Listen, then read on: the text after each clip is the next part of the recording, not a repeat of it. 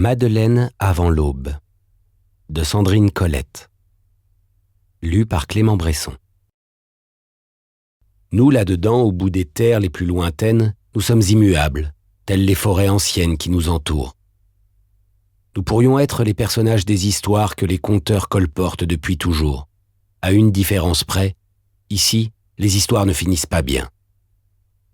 Les rois ne sont jamais venus enlever une de nos bergères, ou alors pour la violer, pas pour en faire une reine. Enfin voilà, nous y sommes, et il y a cette chose dans l'air qui nous agace chaque soir, et dont nous ne savons pas ce que c'est. Alors nous surveillons. J'ai une meilleure ouïe que Rose. Rose, elle, a de l'âge. Ce n'est pas tant en nombre d'années qu'en nombre de douleurs. Les secondes vont beaucoup plus vite et beaucoup plus fort que les premières. Je ne dis pas qu'elle est vieille complètement, mais elle entend moins bien qu'avant. Certains après-midi, elle ne devine plus le bruit de mes pas quand je reviens par l'arrière de la maison et que je passe le seuil en bois si usé qu'il ne craque plus. Elle me découvre au dernier instant, je m'en rends compte, son œil sursaute. Elle, impassible. Juste cet iris bleu délavé par les ans qui fait comme un claquement, un éclair, et puis qui retombe sous les paupières lourdes. Rose continue à couper les légumes ou à trancher le pain. J'entends son murmure. « Ah, c'est toi ?» N'importe quel autre que moi, justement, ignorerait l'infime suspension de son geste, l'hésitation quand je suis entré par cette porte toujours ouverte, qui ne fait pas de bruit non plus, et que ma présence l'a prise au dépourvu. Elle se gratte l'oreille. « Ces fichus bouchons de cire !» marmonne-t-elle. Moi je sais que ce n'est pas la cire, c'est l'âge. On fait semblant, elle et moi, que rien ne s'est passé. Il ne faut pas que Rose vieillisse. Les vieux ici ne durent pas, on n'en veut pas, on ne peut pas.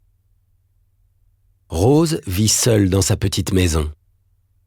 À un moment, elle a eu 2 fils, et ils sont partis. Ils ne sont pas nombreux ceux qui ont quitté le pays arrière, mais ces 2-là, ils en étaient et ils ne sont jamais revenus. Au début, ils donnaient des nouvelles, des marchands qui venaient jusqu'à nous et qui récitaient un message. Les fils disaient que c'était mieux là-bas. Ils ne proposaient pas qu'elle les rejoigne. Rose, ça la chiffonnait un peu et puis après, elle mettait cela de côté. De toute façon, elle n'imaginait pas laisser son bout de pays. Petit à petit, les missives ont cessé. Les hommes, c'est comme ça, dit-elle. Loin des yeux, loin du cœur. Cela fait 20 ans qu'elle ne les a pas vus. Je trouve ça triste, surtout quand je devine quelques affaires encore pliées sur les couches et malgré les années, un peu de leur odeur enfouie au cœur des tissus. Rose dit qu'il ne faut pas être chagrin. Il ne faut pas user nos forces avec des questions trop grandes pour nous. Des mots que je n'arrive pas à retenir. Moi, je ne suis rien pour elle. Rien par les liens du sang. Je suis là, c'est tout. Elle m'a recueilli un jour que tout petit, je crevais de faim sur le chemin. Je suis resté. C'était il y a 8 ans. L'absence des fils s'est installée lentement. Rose a pris l'habitude, comme quand on perd un chien. Les premiers jours, on l'entend encore, on pense qu'il va surgir dans nos jambes avec sa bonne tête de chien et ses yeux tendus quand on prépare la gamelle. Au bout d'un certain temps, 1 semaine ou 2, ou plus, on a arrêté de guetter les bruits de sa présence. Un peu plus tard encore, on oublie qu'il y a eu un chien dans cette maison-là. Rose, c'est pareil avec ses fils. Cela a pris plus de temps qu'avec une bête, pourtant c'est la même chose. Ils se sont floutés dans sa mémoire, elle a cessé de les attendre. Rose se met en colère si on le dit de cette façon, mais je crois que cela s'est fait en douceur. Seulement l'absence, ce n'est jamais doux. C'est juste le temps, c'est comme ça. On peut bien ne pas être d'accord, le temps mange tout, les bonnes choses et aussi les mauvaises. Il a grignoté le chagrin, grignoté les absents. Moi, je suis là et je ne partirai pas. La différence avec les fils de Rose, c'est qu'eux rêvaient de voyager. Moi, mon voyage, je l'ai fini ici. Quand elle est de mauvaise humeur, Rose me reproche d'être restée simplement parce qu'elle me nourrit. Il y a du vrai là-dedans. C'est un miracle de manger chaque jour, et c'est aussi parce que j'aime Rose que je suis là. Et puis ce pays, âpre, rêche, il me parle, il résonne même si au fond nous en sommes prisonniers. Une langue de terre coupée des autres par le fleuve et que personne ne nous dispute. Nous n'avons pas le droit d'en sortir, il y a des règles. Nous appartenons aux ambroisies. Avec tout cela, je suis d'accord.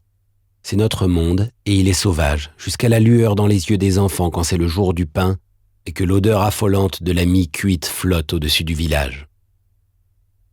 Enfin, cela fait trop longtemps que les chiens aboient au moment où la nuit tombe et Rose pense que ça vient de là-haut.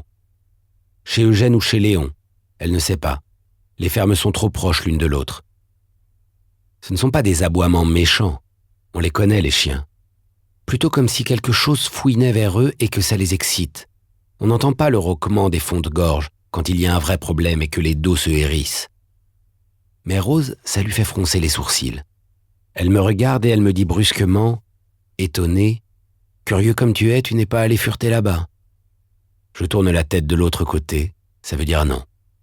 Je n'ai pas envie qu'elle sache que j'y suis allé et que je n'ai rien vu. Il y a juste cette odeur. Seulement j'ai dû me tromper.